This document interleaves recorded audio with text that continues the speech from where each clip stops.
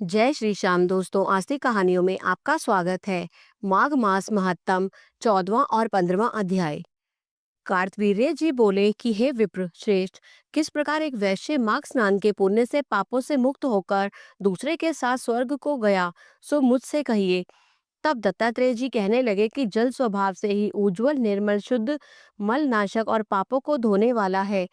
जल सब प्राणियों का पोषण करने वाला है, ऐसा वेदों ने कहा है। मकर के सूर्य माघ मास में गऊ के पैर डूबने योग्य जल में भी स्नान करने से मनुष्य स्वर्ग को प्राप्त होता है। यदि सारा मास स्नान करने में अशक्त हो तो 3 दिन ही स्नान करने से पापों के नाश तो होकर थोड़ा ही दान करे, वह भी धनी और दीर्घायु होता है। 5 दिन स्नान करने से चंद्रमा के सदृश शोभायमान होता है। इसलिए अपना शुभ चाहने वालों को माघ में बाहर स्नान करना चाहिए। अब माघ में स्नान करने वालों के नियम कहता हूँ। अधिक भोजन का उपयोग नहीं करना चाहिए, भूमि पर सोना चाहिए, भगवान की त्रिकाल पूजा करनी चाहिए, ईंधन, वस्त्र, कंबल, जूता, कुमकुम, घृत, तेल, कपास, रुई, वस्त्र तथा अन्न का दान करना चाहिए। दूसरे की अग्नि न तपे, ब्राह्मण दान न ले और माघ के अंत में ब्राह्मणों को भोजन करावे और उसको दक्षिणा दे तथा एकादशी के नियम से माघ स्नान का उद्यापन करे। भगवान से प्रार्थना करे कि हे देव, इस स्नान का मुझको यथोक्त फल दीजिए। मौन रहकर इस मंत्र का उच्चारण करे, फिर भगवान का स्मरण करे। जो मनुष्य श्री गंगा जी में माघ स्नान करते हैं वे 4000 युग तक स्वर्ग से नहीं गिरते।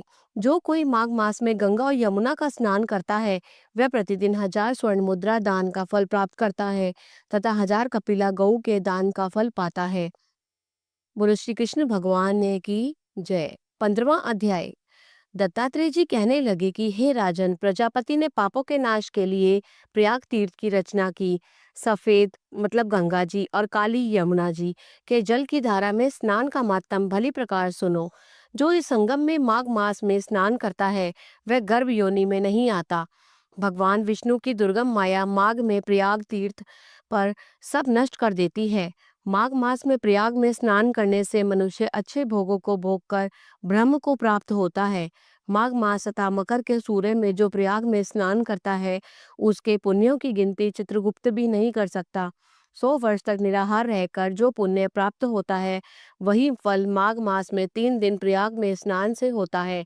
जो फल 100 वर्ष तक योगाभ्यास करने से मिलता है, जैसे सर्प पुरानी कांचली को छोड़कर नया रूप ग्रहण कर लेता है, वैसे ही माघ मास में स्नान करने से मनुष्य पापों को छोड़कर स्वर्ग को प्राप्त होता है। परंतु गंगा यमुना के संगम में स्नान करने से हजारों गुना फल मिलता है। हे राजन, जिसको अमृत कहते हैं वह यह त्रिवेणी ही है। ब्रह्मा, शिव, रुद्र, आदित्य, मरुदगण, गंधर्व, लोकपाल, यक्ष, गुह्यक, किन्नर, अणि मदादि गुणों से सिद्ध तत्वज्ञानी ब्रह्माणी, पार्वती, लक्ष्मी, शची, नैना, दीति, अदिति, संपूर्ण देव पत्नियां तथा नागों की स्त्रियों घृताची, मेनका, उर्वशी, रंभा, तिलोत्तमा, अप्सरा गण और सब पितर, मनुष्य गण, कलयुग में गुप्त और सतयुग आदि में प्रत्यक्ष, सब देवता माघ मास में स्नान करने के लिए आते हैं। इन दिनों माघ मास में प्रयाग में स्नान करने से जो फल मिलता है वह ईश्वर ही कह सकता है, मनुष्य में कहने की शक्ति नहीं है। हजारों अश्वमेध यज्ञ करने से भी यह फल प्राप्त नहीं होता। पूर्व समय में कांचन मालिनी ने इस स्नान का फल राक्षस को दिया था और इससे वह पापी मुक्त हो गया था। बोलो श्री कृष्ण भगवान ने की जय। अगर आपको कथा पसंद आई हो कृपया करके इसे लाइक कीजिए और अधिक से अधिक शेयर कीजिए। जय श्री श्याम।